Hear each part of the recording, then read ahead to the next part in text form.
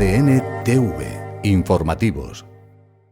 Comenzamos el informativo de ADN Televisión con el ojo puesto en el sector del transporte de mercancías por carretera, que vuelve a acaparar la atención de la sociedad en general y de la industria de la alimentación y bebidas en particular. Su amago de un nuevo paro ha hecho temblar todos los sectores económicos. Los transportistas esperan un plan del Gobierno de España con medidas que les ayuden a paliar los efectos del progresivo incremento del precio del combustible.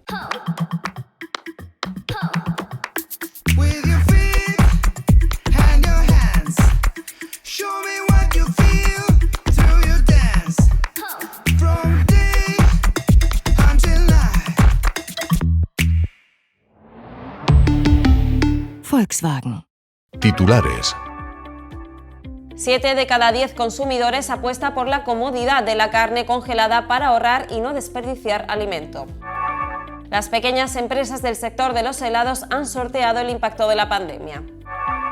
Es la primera vez que España guarda en estas instalaciones variedades vegetales. El precio del combustible no para de subir mientras la desesperación vuelve a instalarse en las empresas del sector. El Gobierno de España busca medidas que satisfagan las necesidades del transporte y eviten un nuevo paro que amenaza con colapsar el país en pleno verano. Las asociaciones de transportistas aguantan el tirón y dan una tregua al Ejecutivo. El elemento clave en la cuenta de resultados de las empresas de transporte es el combustible, que representa más del 30% de los costes de operación. El precio del diésel, que mueve el 96% de los camiones en España, está en máximos históricos y subiendo. En mayo, su precio era un 50% superior al mismo mes de 2021. Un camión pesado reposta entre 4.000 y 4.500 litros al mes. Esta radiografía explica la presión que vive el sector. Seguimos a la espera de que el Gobierno apruebe esas medidas que, según nos indicaron, nos prometió para la próxima semana de ayuda al sector, y bueno, a fecha de hoy aún seguimos esperándola. Tras el Consejo de Ministros del pasado 25 de junio, el Gobierno de España se ha comprometido a presentar para la segunda semana de julio un plan de medidas para el sector. Mientras tanto, la Federación Nacional de Asociaciones de Transporte de España, FENADISMERT, apunta que el nuevo decreto del Gobierno de España de medidas anticrisis no incluye medidas específicas para los transportistas. El sector hortofrutícola cruza los dedos y espera que el sector del transporte no cumpla sus amenazas y la posibilidad de nuevo paro en el sector del transporte de mercancías se diluye. La patronal hortofrutícola cifra de 530 millones de euros las pérdidas semanales en julio si el paro se hace efectivo. La incertidumbre ha regresado al sector hortofrutícola español. La Plataforma para la Defensa del Transporte ha aprobado, de momento, mantener la suspensión del paro y aceptar la vía de negociación con el Ejecutivo para buscar una salida al progresivo encarecimiento del precio del combustible. Si el paro del transporte se hiciese realidad, la patronal ha cifrado en 250.000 toneladas de frutas y hortalizas destinadas al mercado exterior y 200.000 toneladas al interior se verían afectadas cada semana durante el mes de julio. El valor de esta parálisis semanal alcanzaría los 530 millones de euros. El sector agrario no se puede permitir un nuevo paro del transporte. Ya tuvimos muchísimas pérdidas en el anterior paro y ahora mismo realmente hacer un paro del transporte supondría un duro palo para todo el sector. Para los productores, la salida ofrecida por el Ejecutivo de mantener la subvención de 20 céntimos al litro de combustible es insuficiente. Desde COAG se piden al Ejecutivo más medidas para amortiguar el impacto del precio de la energía eléctrica en el coste del agua, que se ha disparado un 50%. Hacemos un llamamiento a los transportistas para que cuando se pongan en marcha, si finalmente hay paro en el transporte, y se pongan en marcha los servicios mínimos, se tenga en cuenta al sector agrario como un sector estratégico. Desde COAG se piden esfuerzos para una mejor aplicación de la ley de la cadena alimentaria, que prohíbe la venta de origen por debajo de los costes de producción. Desde UPA se solicita la intervención del Gobierno de España para que vigile los beneficios de las petroleras.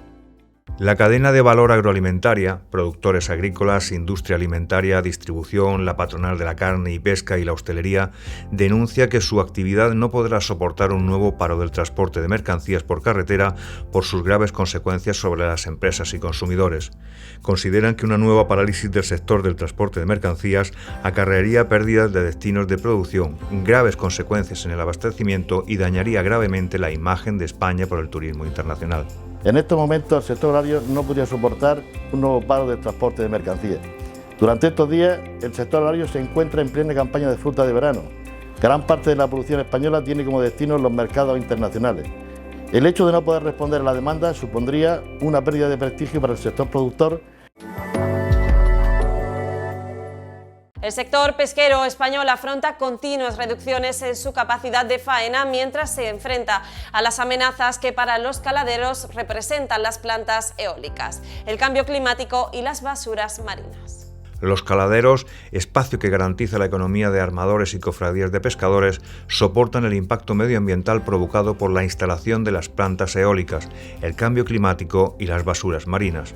El sector pesquero pide actuaciones para conservar sus pesquerías ante la contaminación marina y la pérdida de biodiversidad. La FAO ha dicho que la pesca no es el problema, sino parte de la solución para afrontar todos estos desafíos. Y ha dado una buena noticia, y es que el 82,5% de las capturas desembarcadas en el mundo proceden de stocks que están biológicamente en buen estado. Los armadores aseguran que el sector está muy castigado por las imposiciones comunitarias para adaptarse a la política pesquera comunitaria. Aseguran que la presión pesquera en los últimos 20 años se ha reducido en un 50% en caladeros comunitarios, mientras que en la última década han aumentado un 50% los bancos de peces. La flota ha reducido sus emisiones de CO2 un 48% desde los años 90. La Unión Europea destina a biocarburantes un 9% del consumo de aceite de girasol y un 58% del obtenido de la colza, unas cifras que suponen 17.000 toneladas diarias o 18,7 millones de botellas, según un informe de la ONG Ecologistas Transport Environment. La utilización de aceites comestibles en biocombustibles ha contribuido a que estos productos alimentarios hayan registrado los mayores aumentos de precio en el mundo y cotizaciones 2,5 veces superiores a las anotadas antes de 2021.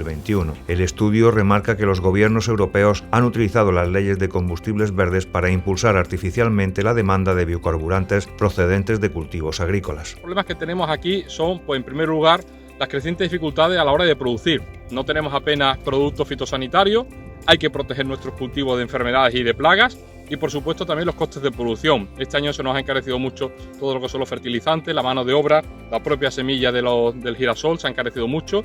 Los costes de producción vamos a ver cómo van a definir la campaña también. Y por supuesto necesitamos semillas de girasol adaptadas al cambio climático. 7 de cada 10 consumidores apuestan por la comodidad de la carne congelada para ahorrar y no desperdiciar alimento, además de no perder tiempo en la cocina. El estudio elaborado por Sondea para Carpisa Food destaca, además, que esta carne es más segura y saludable. Es más, resalta que al adquirir los productos ultracongelados y envasados al vacío, estos se conservarán de mejor manera, ayudando a la ralentización del desarrollo de microorganismos patógenos que causan deterioro. La marca de hamburguesas Brooklyn Town insiste en destacar los beneficios del consumo de carne ultracongelada.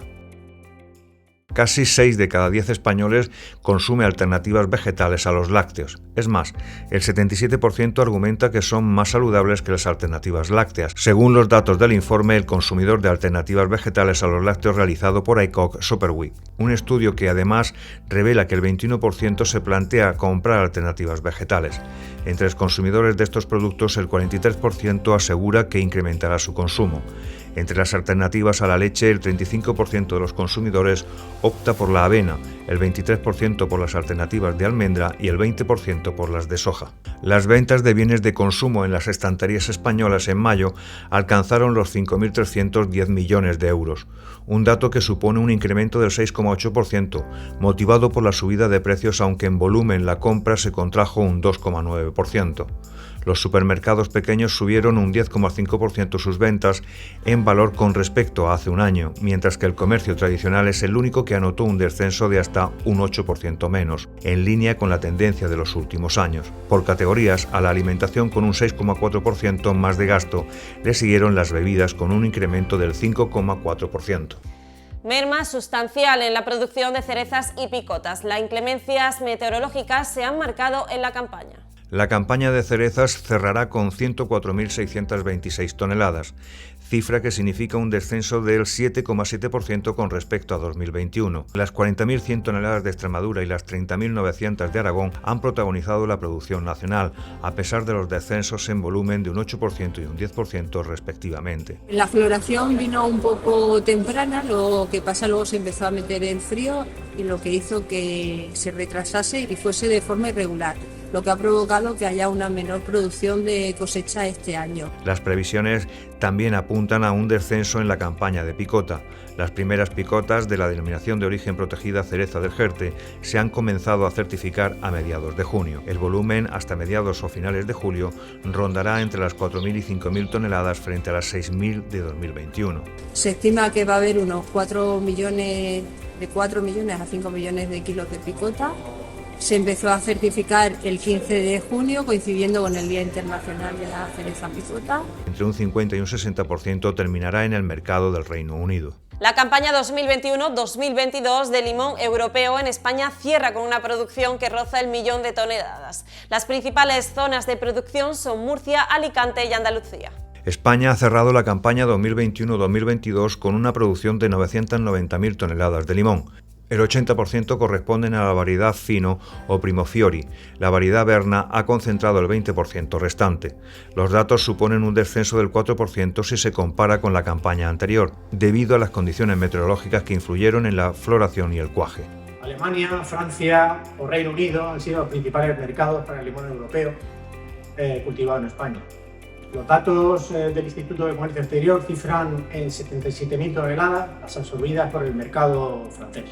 El consumo de este tipo de limón en Europa es de 1,96 kilogramos per cápita al año en los hogares, según datos de Eurostat. El vino español cerró abril de 2022 con resultados históricos en el mercado exterior. El valor de las exportaciones alcanzó los 251 millones de euros. Abril de 2022 fue el mejor de la serie histórica.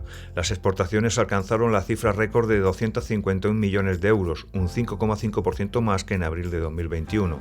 Fueron 13,2 millones de euros más en facturación, pero en términos de volumen se registró una caída del 13,9% hasta los 167,3 millones de litros. Unas cifras que muestran la tendencia al alza de las exportaciones españolas de vino, sobre todo de los vinos con denominación de origen protegida, un incremento del 24% hasta los 4,83 euros litro, o de los vinos a granel con un crecimiento del 29% hasta los 47 céntimos por litro. Y se sigue demostrando que el vino es un producto resiliente, es capaz de hacer frente a la pandemia, por una parte, de la que estamos saliendo extraordinariamente bien ya desde el 2021, y también a los problemas que tenemos en el mundo actual, la guerra de Rusia, los problemas que hemos tenido de costes, los problemas de transportes, la inflación. Los 4 primeros meses de 2022 registraron una caída del 13,9% en volumen hasta los 875,3 millones de litros, cayendo ligeramente la facturación hasta los 875,3 millones de euros. Los vinos envasados suponen el 83% de la facturación de las exportaciones españolas de vino y los graneles el 56% del volumen total del vino exportado en el interanual a abril de 2022. Las ventas de vino en España crecieron un 14% en 2021, recuperando su peso en bares y restaurantes, donde se volvió a concentrar más de la mitad del consumo. La normalidad tras la pandemia en cuanto a las formas de consumir vino se dejó notar ya en 2021. El canal Horeca volvió a niveles prepandémicos, mientras que el canal Alimentación perdió peso hasta un 36% frente al 47% de 2020.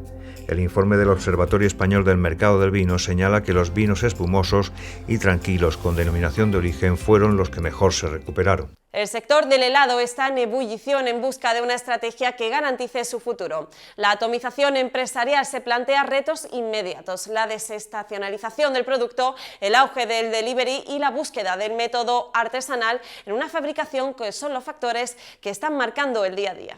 Las empresas españolas dedicadas a la fabricación de helados han sorteado el impacto de la pandemia. El 32% de las empresas presenta un riesgo máximo o elevado de impago frente al 54% que presenta valores bajo o mínimo, según un análisis del sector a través de InsightWeb. Las compras domésticas de helados se dispararon en los periodos de pandemia. Las previsiones para este año son optimistas por el calor, el retorno del turismo y el consumo asociado al ahorro. Por contra, lo que tenemos es el precio tan alto y elevado que tienen los ingredientes y sobre todo lo que es la energía, ¿no? Estos dos son unos factores que nos tienen muy preocupados. La situación del sector del helado en España está en ebullición. La desestacionalización del producto, el auge del delivery y la búsqueda de un método artesanal en su fabricación son los factores que están marcando el día a día. El consumo anual de este producto, un 53,7%, se realiza durante los meses de junio y julio y agosto. La atomización del sector es una realidad en 2022. Las grandes y medianas empresas son testimoniales. El 80% son microempresas, un porcentaje que se eleva hasta el 96% si se suman las pequeñas. Daily Green de Green Food, exportación de frutas y verduras frescas. El CSIC envía al Arca de Noé de Noruega 1000 variedades vegetales de la colección nacional española. Es la primera vez que esta instalación incorpora variedades procedentes de España. Una selección de 1000 variedades vegetales de la colección nacional española, que serán depositadas en el Banco Mundial de Semillas de Svalbard en Noruega, ha sido llevada hasta la isla de Svalbard por una delegación del Consejo Superior de Investigaciones Científicas. Es la primera vez que esta instalación, que atesora la mayor colección de seguridad de la biodiversidad agrícola global y que salvaguarda la base de la alimentación mundial, incorpora variedades procedentes de España, país de gran riqueza en biodiversidad, al ser puente entre Europa, Iberoamérica y África. El material enviado a Noruega recoge 300 muestras de cereales, de las que 114 corresponden a trigo, 510 son leguminosas, de las que 189 son judías, 200 son hortícolas, 81 de tomates y 108 variedades de maíces. El periodo de duración del depósito es de 10 años renovables. 2 investigadoras del CSIC logran sustituir la grasa saturada por oleogeles de aceite en la elaboración de bollería. Estos oleogeles se han formulado de aceite con girasol y oliva. Un trabajo del Centro de Investigaciones Científicas ha conseguido la sustitución total de grasas sólidas como mantequilla, margarina, grasa de palma por oleogeles en la elaboración de croissant y otros alimentos de bollería y confitería. La principal ventaja de los oleogeles del proyecto es que el aceite está estructurado con espesantes de larga duración en su utilización en alimentos, a diferencia de otros oleogeles en los que los aditivos utilizados como agentes estructurantes no ofrecen esa garantía. El proceso de elaboración de estos oleogeles es sencillo y no requiere elevadas temperaturas, lo que le convierte en fácilmente transferible a la industria de alimentos. Los oleogeles del proyecto se han aplicado como sustitutos de grasa en la elaboración de hojaldres, croissant, que es una de las aplicaciones más difíciles ya que requiere grasas de alta plasticidad capaces de formar láminas sin fundirse. Pues con esta noticia nos despedimos, pero seguimos conectados vía online con toda la información del sector agroalimentario en nuestra página web adn-mediotv.es y redes sociales de ADN Televisión. Gracias por vuestro apoyo y difusión. Que paséis una feliz semana.